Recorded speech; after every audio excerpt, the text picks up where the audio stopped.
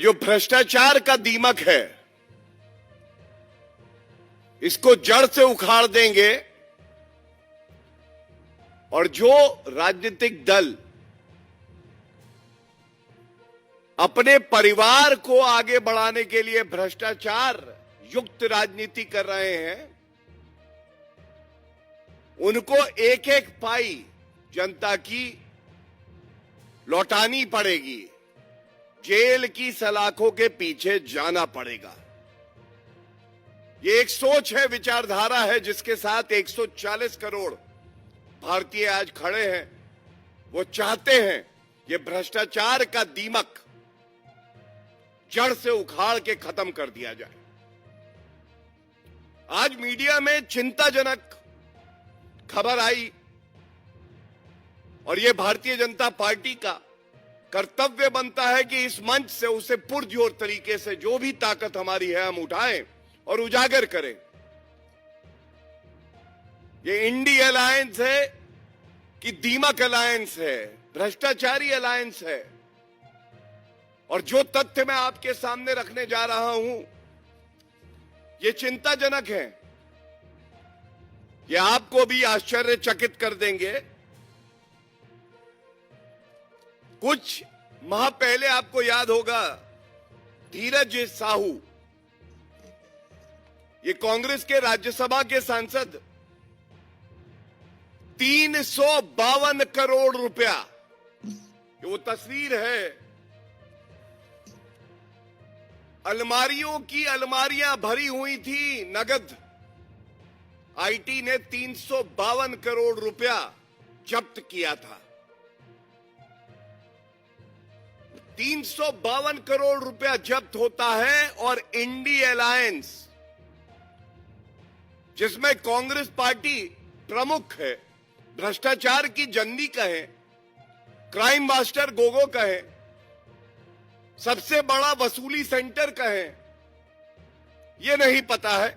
लेकिन ना मल्लिकार्जुन खड़गे जी एक शब्द बोले थे, ना सोनिया गांधी जी एक शब्द बोली थी, ना राहुल गांधी जी एक शब्द बोले थे। और उसके बाद बात हुई झारखंड के पूर्व मुख्यमंत्री हेमंत सोरेन, ईडी के 10 समन आए जमीन घोटाले से लेकर, किस तरह से रजस के जो रिकॉर्ड है उसमें फर्जीवाड़ा करते हैं मिलके अधिकारियों के साथ। आज चर्चा का जो मुख्य बिंदु है, जो मैं प्रेस वार्ता में उठाना चाहूंगा, हेमंत सोरेन के दिल्ली के घर से एक BMW कार जब्त हुई थी। ये कार जब्त हुई थी। हेमंत सोरेन तो ईडी के सवाल का उत्तर देने के लिए उपलब्ध भी नहीं थे तब, उनकी गिरफ्तारी हुई। आज सारे समाचार पत्रों में, चैनल्स में एक बात बिल्कुल स्पष्टता से आई है, ये BMW कार जो है ये किसके नाम पे पंजीकृत थी? ये पंजीकृत थी धीरज साहू के नाम पर। जो छापे हुए थे वो झारखंड में भी हुए थे, ओडिशा में भी हुए थे, कई प्रदेशों में हुए थे। ये 352 करोड़ की जो काली कमाई है, ये कांग्रेस पार्टी की, गांधी परिवार की तिजोरी में जाती है, ये तो अनुमान लग गया था। लेकिन हेमंत सोरेन की BMW जो इस्तेमाल कर रहे थे, जब्त होती है उनके ही आवाज से, वो भी धीरज साहू की है। ये आज बड़ी खबर सामने आई और ये क्या दर्शाता है? जो बात हम हमेशा से कहते आए हैं, एक ईमानदार सरकार, उसका मजबूत कानूनी डंडा, और दूसरी तरफ ये भ्रष्टाचारी, ये सब मिले हुए जी, ये सब मिले हुए हैं जी। और इनको लगता है ये सारे भ्रष्टाचारी मिल जाएंगे तो ये जो मजबूत ईमानदार सरकार है, ये जो जांच एजेंसियां अपना काम कर रही हैं, ये घबरा जाएंगी। लेकिन ऐसा हो नहीं रहा है। इस प्रेस वार्ता में आने से पहले एक ट्वीट आया कट्टर बेईमान अरविंद केजरीवाल का भी। जब मैं कहता हूं कि ये सब मिले हुए हैं जी, तो ऐसे ही नहीं कहता हूं।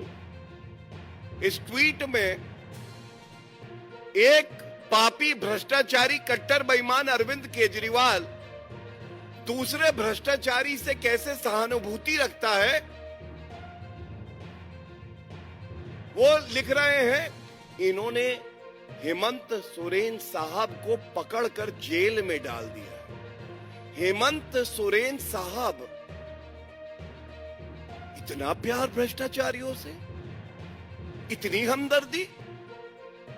खून का रिश्ता नहीं है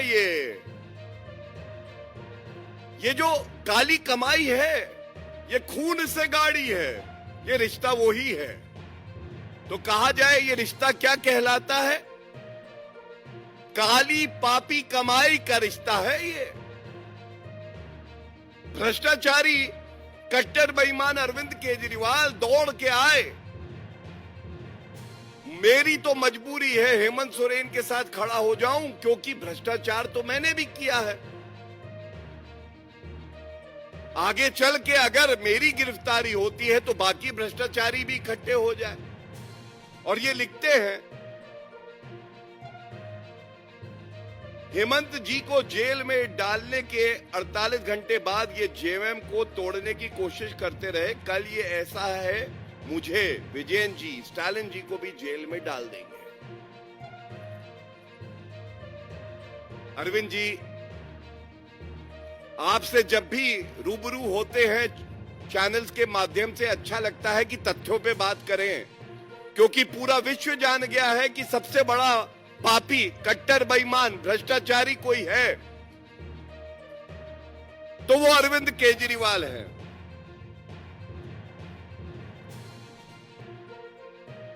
अरविंद केजरीवाल लिखते हैं, जेएमएम वाले महान हैं जो टूटे नहीं। महान है। 352 करोड़ रुपए की काली कमाई से बीएमडब्ल्यू ली जाती है, उसका इस्तेमाल कर रहे महान है। आदिवासियों की जमीन हड़प लेते हैं, महान है। माइनिंग का घोटाला कर देते हैं, महान है। और क्यों कहते हैं महान है? अरविंद केजरीवाल तो कट्टर ईमानदार बता रहे थे मनीष सिसोदिया जी को। ये बात अलग है, 1 साल होने को आ रहा है, मनीष सिसोदिया की बेल नहीं हो रही। सत्येंद्र जैन को भारत रत्न मिलना चाहिए था। वो पॉक्सो एक्यूज से जेल में मसाज करा रहे थे। संजय सिंह 5-4 माह हो गए, उनको बेल नहीं मिली। और अरविंद केजरीवाल के लिए मैं कुछ लेके आया हूं। ये सवाल बड़ी मजबूती से हम लोग यहां रखेंगे। 10 समन जिसने ठुकरा दिए, कानून का पालन नहीं किया, वो जेल की सलाखों के पीछे सड़ रहा है और ईडी की रिमांड में है। उसको न्यायालय से कोई रिलीफ नहीं मिला है। 5 समन तक तो अरविंद केजरीवाल भी आ गए। अरविंद केजरीवाल जी लंबे लंबे लव लेटर जांच एजेंसी को लिख के कहते हैं, तुम्हारा ये जो समन है ये इलीगल है, क्योंकि मैं ही न्यायालय हूं, मैं ही कोर्ट हूं, मैं ही कानून हूं। वो कहते हैं इसको रिकॉल करो। लेकिन एक आदेश आया कल ईडी कोर्ट से, और यह दर्शाता है कि कानून की ताकत क्या है और दूध का दूध और शराब की शराब हो जानी चाहिए। ये मेरे हाथ में है। अरविंद केजरीवाल जी से यह सवाल है, अरविंद जी, इस आदेश के आने के बाद जहां न्यायालय ने आपसे कहा है कि आप 17 फरवरी को न्यायालय में पेश हों, ये किसकी अर्जी थी? ये ईडी की अर्जी थी। न्यायालय कह रहा है, अरविंद केजरीवाल जी, इधर उधर की बात ना कर, सामने आ। और मैं इसमें से एक दो अंश जरूर आपके समक्ष रखना चाहूंगा। ये करारा थप्पड़ है उस गाल पर जो कानून की अनदेखी करके लोकतंत्र का मजाक उड़ाने का प्रयास करता है। उस व्यक्ति का नाम है Arvind Kejriwal. The court says, and I am quoting, by virtue of section 53 of the act, PMLA act, the respondent of the summons, the proposed accused, ये शब्दावली का इस्तेमाल अरविंद केजरीवाल के लिए किया गया है।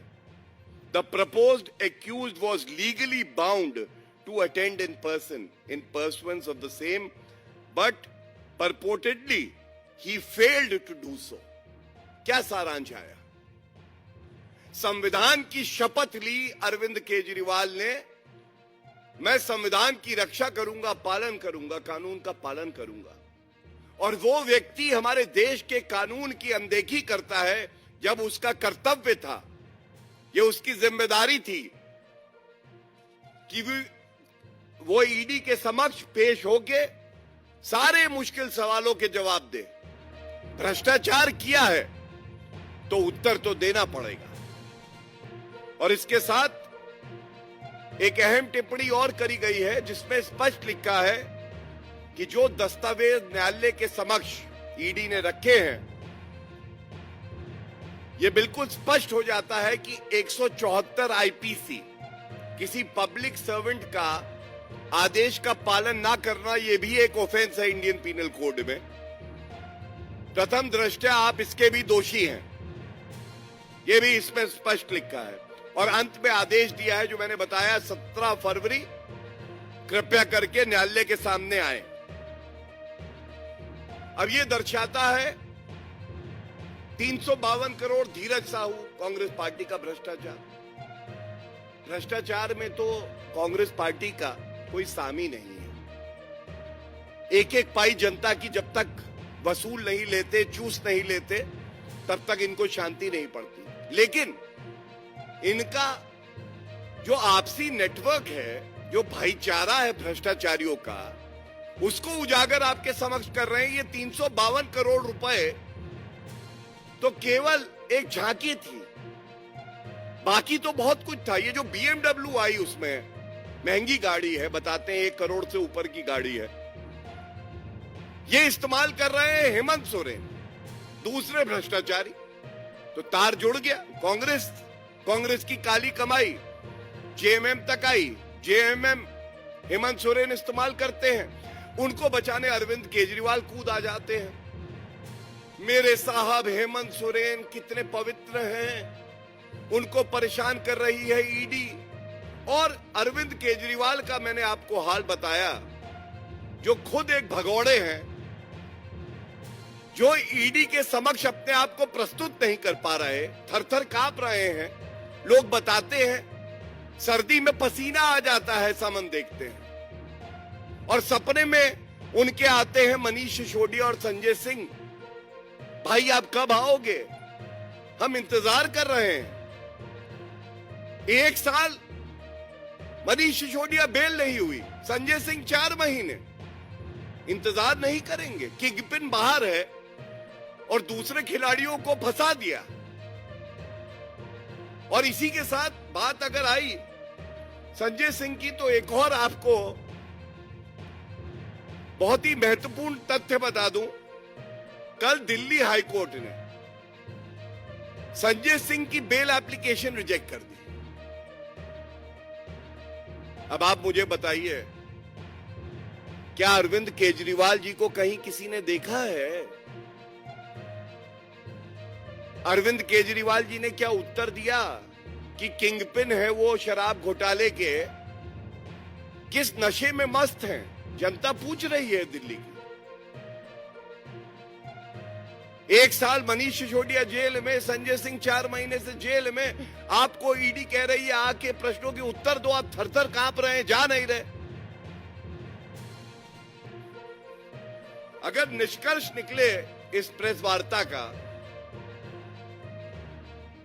तो यही कहा जाएगा ये सारे भ्रष्टाचारी, और इसमें पार्था चैटर्जी टीएमसी के बाकी हैं, तमाम और लीडर हैं विभिन्न पार्टियों के, जिन्होंने भ्रष्टाचार किया ये सोचकर कि हम पकड़े नहीं जाएंगे।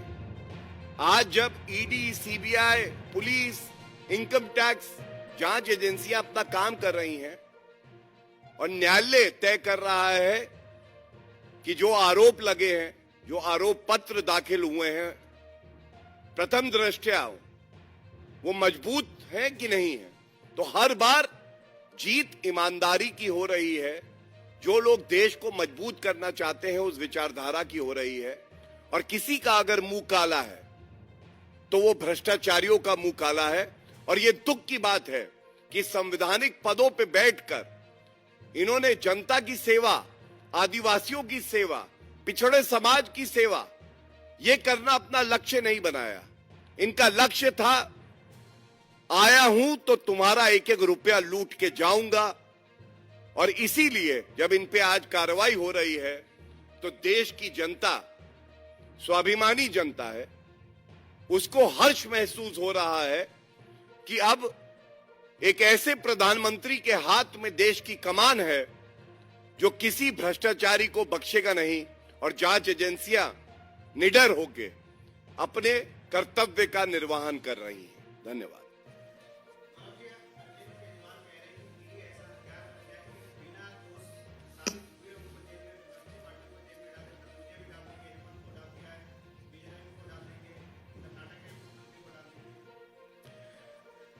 देखिए, जो भ्रष्टाचारी होता है वो किसी ईमानदार जांच एजेंसी पर ऐसी टिप्पणी करे, खासकर तब जब सारे कोर्ट ऑर्डर्स मैंने आपके समक्ष रखे, इसके अलावा भी हैं। लेकिन मैं ये जरूर कहूंगा कि आज भारत के नागरिकों के लिए और समाज के लिए अगर कोई जहर बन गया है तो वो भ्रष्टाचारी, कट्टर बेईमान अरविंद केजरीवाल, हेमंत सोरेन, धीरज साहू जैसे लोग हैं। और हमारे देश को जिस गति से आगे बढ़ा रहे हैं आदरणीय प्रधानमंत्री श्री नरेंद्र मोदी जी, अब ये आवश्यक हो गया है कि इस जहर को खत्म किया जाए और जो देश की जनता के लिए रुपया है वो देश की जनता तक पहुंचे। जो बिचौलिया, जो कमीशनखोर, जो किंगपिन, जो कट्टर बेईमान इस तरह की हरकत करे वो जेल की सलाखों के पीछे सड़े। हरीश खुराना जी, आप कुछ बोलना चाहेंगे? धन्यवाद प्रत्युष भाई, आदरणीय गौरव भाटिया जी और सामने बैठे हुए मीडिया के बंधुओं।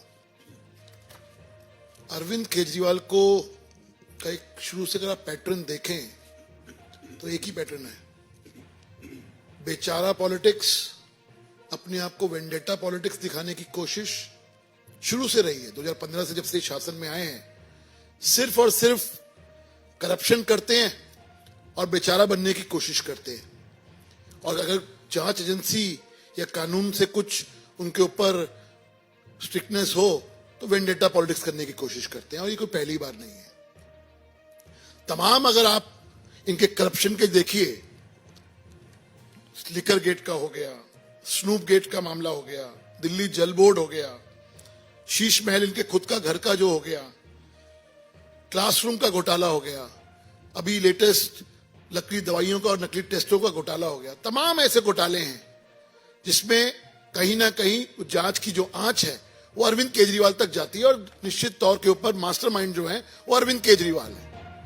लेकिन हर बार की तरह जब भी सीबीआई या ईडी जांच करती है तो कहते हैं हम हमारे साथ तो वेंडेटा पॉलिटिक्स हो रही है, करप्शन तुम करो, जांच अगर करे तो वेंडेटा पॉलिटिक्स हो रही है। जब ये बात बोलते हैं ये भूल जाते हैं। 1 साल हो गया, अभी गौरव भाई ने बताया, मनीष सिसोदिया को बेल नहीं हो रही है। संजय सिंह को बेल कल रिजेक्ट हुई है 8वीं बार कल बेल रिजेक्ट हुई है उनकी। 5 महीने 4 महीने से ऊपर हो गए उनको जेल में रहते हुए। विजय नायर जो इनके खास आदमी हैं, उनकी बेल 8 महीने से नहीं हुई है। तो जो जब ये बात करते हैं तो कहीं ना कहीं प्रश्न चिन्ह उठाने की कोशिश करते हैं क्या हमारे जुडिशियल सिस्टम को।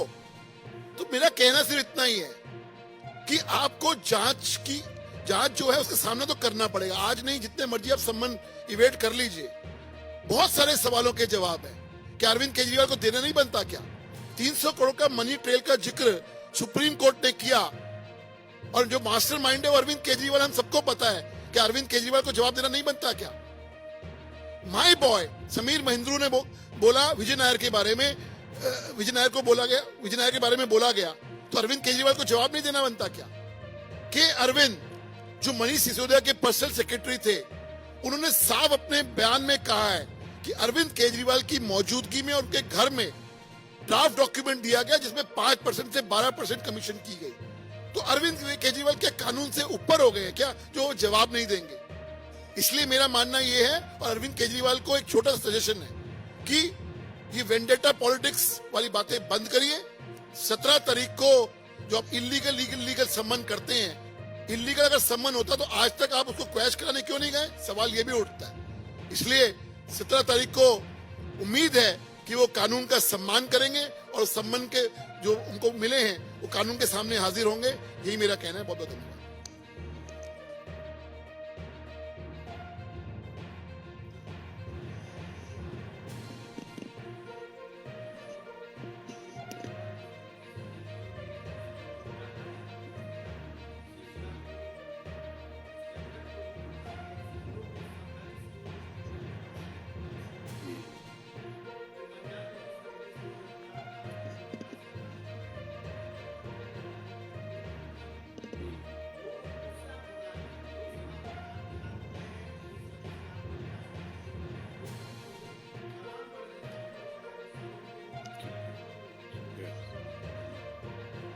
देखिए, सबसे पहले तो 3 पहलू हैं आपके प्रश्न के। डंके की चोट पर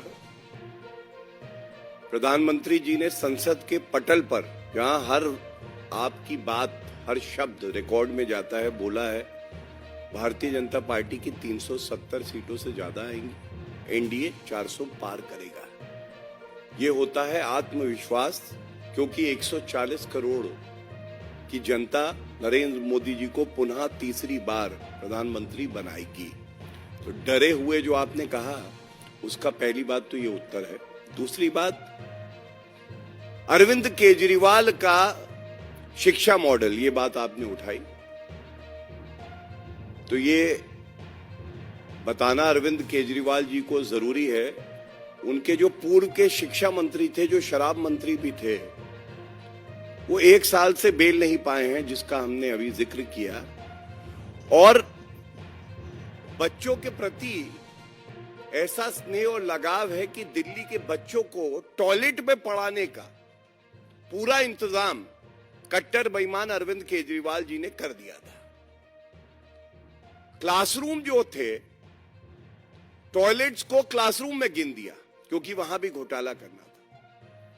मैं इतना ही कहूंगा कि डरा कौन है, मई में सबको पता चल जाएगा। और जैसे गधे के सर से सींग गायब होते हैं, ऐसे ही अरविंद केजरीवाल, राहुल गांधी और तमाम और जो इंडिया अलायंस के नेता हैं, ये गायब मिलेंगे आपको। और ये भी तथ्य सबको पता है कि एक भारत तोड़ो अन्याय यात्रा चल रही है। जहां जहां कदम पड़ रहे हैं राहुल गांधी जी के, वहां वहां इंडिया अलायंस टूटता जा रहा है, बिखरता जा रहा है। मैं इतना ही कहूंगा कि अभी तो ये झांकी है, बहुत कुछ बाकी है। कुछ सप्ताह में आप देखेंगे डबल डिजिट सीटें अगर इन लोगों की आ जाएं तो बहुत बड़ी बात है। धन्यवाद।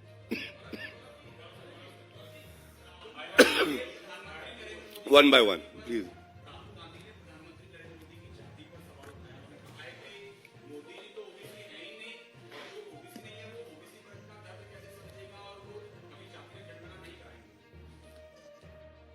देखिए, ऐसा है कि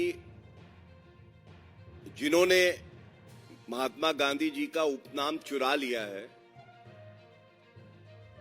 वो लोग हिमालय की चोटी जैसा जिसका व्यक्तित्व हो, उस आदरणीय प्रधानमंत्री जी पे टिप्पणी करें तो जनता इनको करारा जवाब जरूर देगी। लेकिन क्योंकि बात आपने करी पिछड़े समाज की, तो मैं ये जरूर कहूंगा कि नरेंद्र मोदी जी ने संसद के पटल पर जवाहरलाल नेहरू जी की चिट्ठी से लेकर इंदिरा गांधी की चिट्ठी और उनकी सोच और आरक्षण के खिलाफ जो उनकी सोच थी उसको भारत की जनता के समक्ष रख दिया।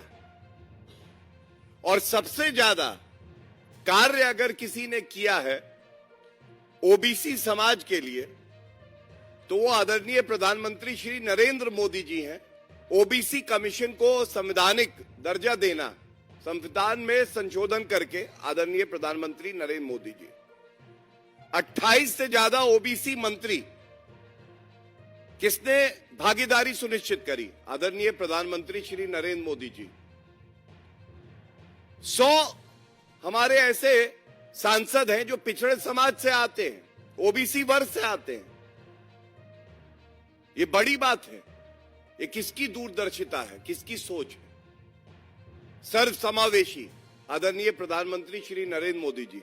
और एक बात जरूर कहूंगा, जब आदरणीय प्रधानमंत्री श्री नरेंद्र मोदी जी को राहुल गांधी गाली देते हैं और कांग्रेस के नेता गाली देते हैं तो वो प्रयास करते हैं कि हम बेइज्जती करें आदरणीय प्रधानमंत्री श्री नरेंद्र मोदी जी की।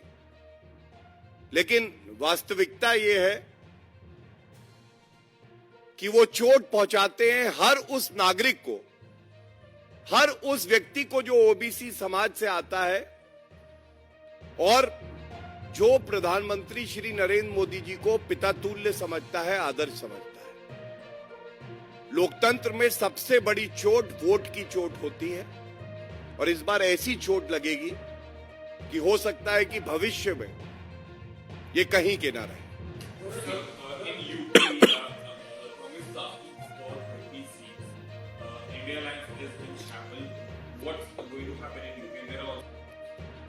Thank you for asking me that question. I'll keep it very precise and crisp. UP, just like Bharat, will witness a historic moment in May 2024. All 80 seats will be won by the NDA BJP in Uttar Pradesh.